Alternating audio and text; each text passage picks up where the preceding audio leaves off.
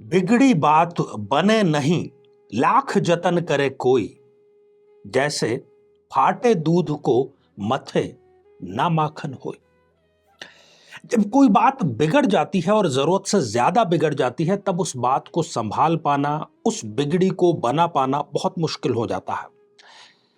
साथियों, हम इन दिनों राहु की महादशा पर चर्चा कर रहे हैं और लगभग लगभग अंतिम पड़ाव पर आ चुकी है, क्योंकि इसके बाद में केवल एक और लग्न बच जाता है, वो मीन लग्न है। उस पर हम अगले एपिसोड में चर्चा करेंगे। आज इस एपिसोड में हम चर्चा करेंगे कुंभ लग्न की जन्म पत्रिका में राहु की महादशा कैसी रहने वाली है। ये बहुत कुछ इस बात पर डिपेंड करता है कि शनि की स्थिति कैसी है, शुक्र की कैसी है। यदि इन दोनों की बहुत अच्छी स्थिति है और साथ ही जो प्लेसमेंट है, जो स्थापना है राहुदेव की, यदि वो भी ठीक ठाक हो, तो इस जातक या जातिका में ये विलक्षण क्षमता होती है कि वो केवल अपनी वाणी से बिगड़ी बात को बना लेता है और साथ ही वो अपने बहुत कम प्रयासों से शिखर तक पहुंचने की, सफलता के सर्वोच्च स्तर तक पहुंचने का मादा रखता है।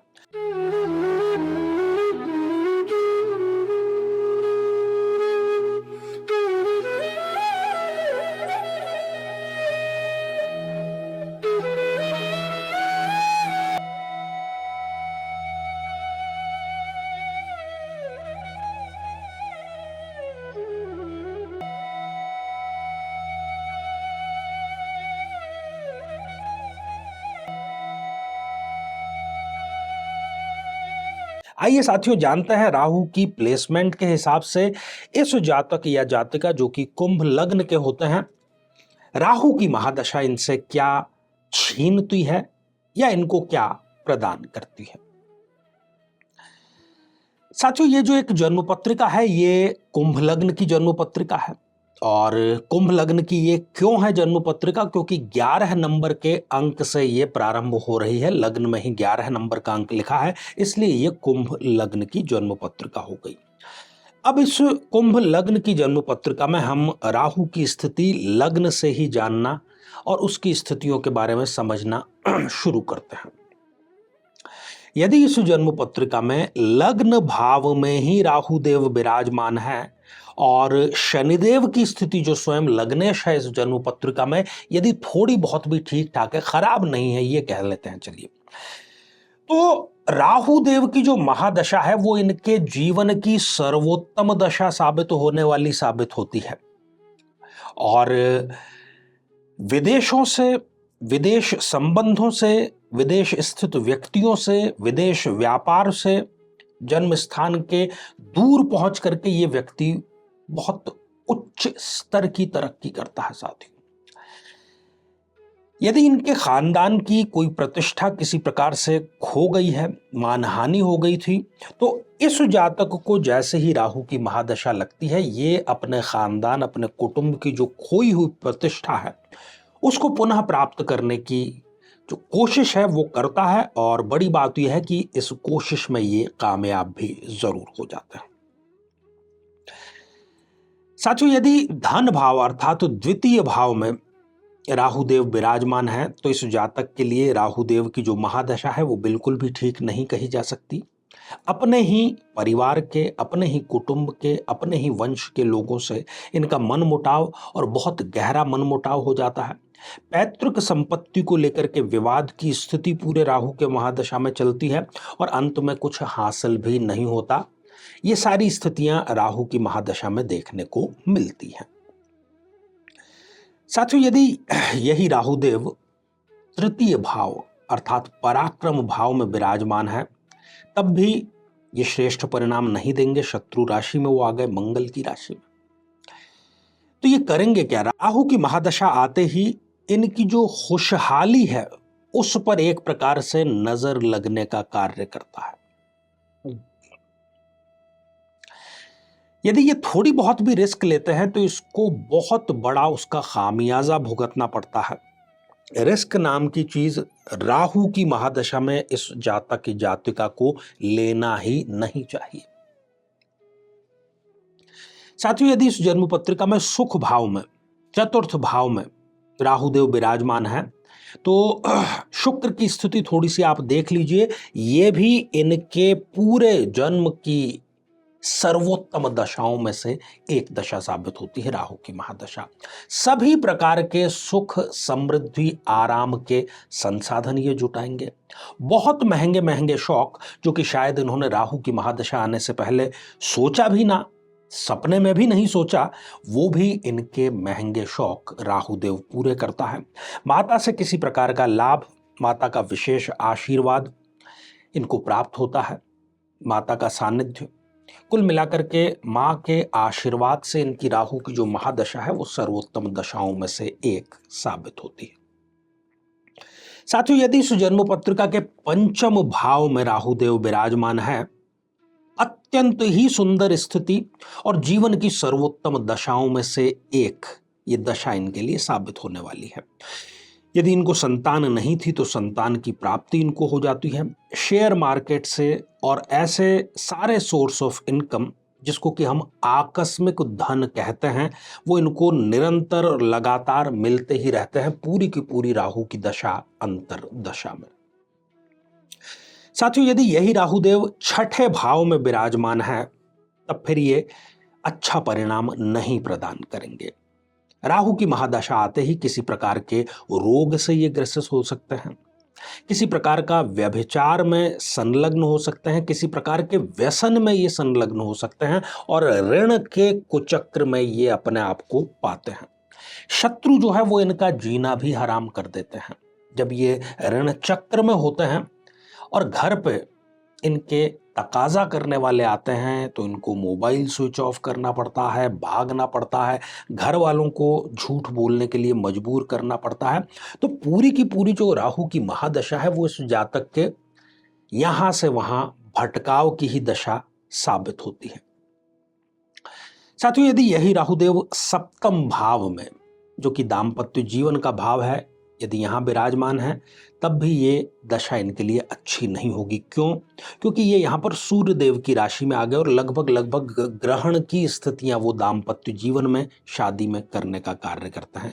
कुछ मुख्य घटनाएं कि ऐसा जो व्यक्ति है वो इंटरकास्ट मैरिज, कई बार इंटर रिलीजियस मैरिज भी कर बैठता है और सक्सेस वो होती नहीं शादी इनकी, और धोखा इनको बड़ा मेजर स्तर का मिलता है और तलाक तो खैर एक प्रकार से वो तय ही मान करके आप चलिए। अपने समूह से, अपने परिवार से, अपने लोगों से पूरी की पूरी राहु की महादशा ये व्यक्ति कट करके बिताता है। साथियों, यदि यही राहुदेव अष्टम भाव में विराजमान है तो ये इनके जीवन की एक अच्छी दशाओं में से एक दशा होगी। कुछ संकट इनके जरूर होंगे क्योंकि ये जो दशा है ये इनको 2 नंबर का, रिश्वत का, गलत सोर्स ऑफ इनकम से प्राप्त जो धन है वो प्राप्ति का पूरा कालखंड ये होता है। हालांकि ससुराल पक्ष से भी इनको लाभ मिलता है। किसी प्रकार का नया शौक, नया खर्च राहुदेव इनके पेटे जरूर करते हैं। तो 2 नंबर का और गलत पैसा आता रहेगा, बड़ी संख्या में आएगा और गलत आदतें वो लेकर के आएगा, परंतु पैसे की कोई दिक्कत इनको पूरी की पूरी राहु की महादशा में नहीं आएगी। साथियों, ये राहुदेव यदि भाग्य स्थान में नवम भाव में विराजमान है तो एक प्रकार से यदि शुक्र थोड़े बहुत भी ठीक है तो हम ये यदि कहें कि ये भाग्य का राजा बन करके रहेगा तो बिल्कुल भी गलत नहीं होगा। पूरी राहु की महादशा एक प्रकार से त्योहार की, उत्सव की, शौक मौज और दुखों से निवृत्ति की दशा इनके लिए साबित होगी। बेतहाशा ये खर्च करेंगे, विदेश यात्राएं बहुत फ्रिक्वेंटली करेंगे और पैसा जो है वो किसी न किसी सोर्स से इनके पास में आता ही रहेगा क्योंकि भाग्य की लगाम इनके हाथ में है। साथियों, यदि यही राहुदेव कर्म भाव में, दशम भाव में विराजमान है तो ये दशा इनके लिए ठीक नहीं रहने वाली। इनके कारोबार की, इनके नौकरी की ये कमर तोड़ करके रख देगा, मानहानि कराएगा सो अलग। ये इतने डिप्रेशन में चले जाएंगे कि वीतरागी हो जाएंगे कि बस अब वैराग्य की तरफ ही मुझे जाना ठीक रहेगा। इनको जरूरत से ज्यादा, जो इनकी उम्र है उसके लिहाज से देखा जाए तो जरूरत से ज्यादा स्पिरिचुअल या धार्मिक ये व्यक्ति को बना देगा। यदि राहुदेव लाभ भाव में विराजमान है तो भी साथियों ये क्योंकि गुरुदेव की राशि में आ गए हैं तो राहु की महादशा इनके लिए बिल्कुल भी अच्छी नहीं रहने वाली है।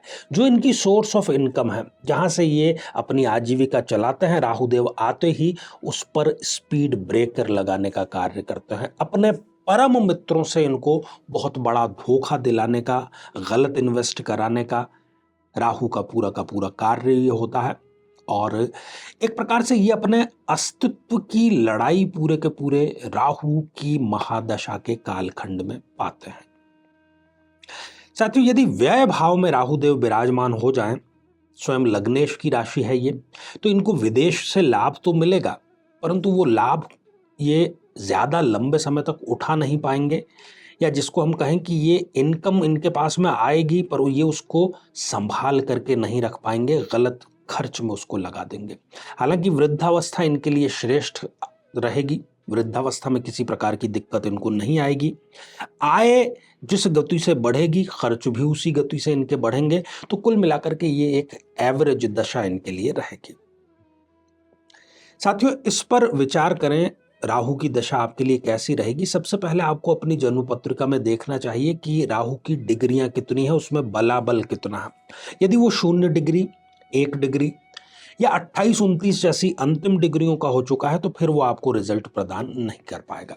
काम की बात, मुद्दे की बात, जो नेगेटिव बातें आपको कही गई है, घबराने की आवश्यकता नहीं है। समस्या है तो समाधान भी है, जिसने दी है परेशानी वही करेगा मेहरबानी। साथियों, यदि आपको इस लग्न पत्रिका में नेगेटिव रहने वाले हैं राहुदेव, उनकी महादशा यदि आपको चल रही है, तो आपको गणपति जी के गणेश अथर्व शीर्ष का पाठ नियमित रूप से करना चाहिए। आश्चर्यजनक ढंग से सकारात्मक परिणाम आपको मिलेंगे और जो राहु की दशा है वो आपकी आसानी से बीत जाएगी। जीवन में किसी समस्या का सामना कर रहे हैं, जैसे कि शादी में देरी होना, पति पत्नी में मनमुटाव या तलाक तक की नौबत आ जाना, संतान का प्राप्त न हो पाना, नौकरी या धन प्राप्ति में बाधा आना, जीवन के प्रत्येक क्षेत्र में किसी न किसी प्रकार की बाधा आना, तो आज ही अपनी जन्म पत्रिका का संपूर्ण विश्लेषण करवाएं और पाएं समस्या से सदैव के लिए मुक्ति। तो आइए साथियों, अब बढ़ते हैं आज के अपने कमेंट के चरण की तरफ। और पहला ही कमेंट लोकेश शर्मा जी ने लिख भेजा है और आपने हमारे द्वारा पूछे गए प्रश्न का बिल्कुल सही उत्तर दिया, 28 दिन। तो लोकेश जी, आशीर्वाद हृदय की असीम गहराइयों से। साथियों, अगला कमेंट प्रिया जी ने लिख भेजा है, आई एम मांगलिक, I have Mars and Ketu in 8th house in Taurus Lagna chart. My boyfriend has Mars in 4th house in Navmansh chart. I want to marry, please help. देखिए, ये जो मंगल का मिलान है ये नहीं हो पा रहा है और प्रिया जी, इस विवाह के लिए आप आगे ना बढ़ें तो ही आपके लिए ज्यादा बेहतर रहेगा। साथियों, अगला कमेंट रोशन लाल जी ने नमस्कार के रूप में लिख भेजा है। तो रोशन लाल जी, आशीर्वाद हृदय की असीम गहराइयों से। तो साथियों, ये आज का हमारा कुंडली और ग्रहों से संबंधित कार्यक्रम का अंत अभी हमें यहीं करना होगा और इसी मंगल कामना के साथ में कि आप सभी स्वस्थ, समृद्ध और शांतिपूर्वक जीवन व्यतीत करें। नमस्कार।